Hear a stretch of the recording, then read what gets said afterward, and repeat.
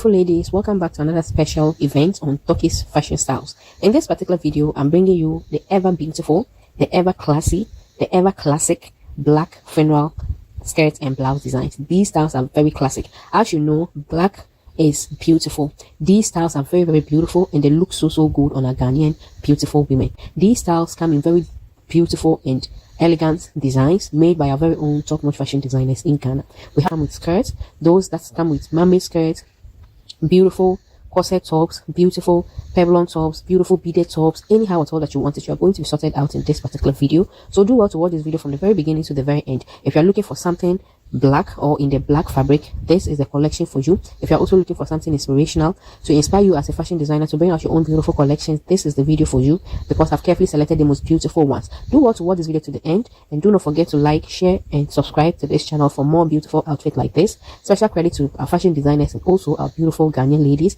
for rocking these dresses to their best. I'll be seeing you next time. Bye bye.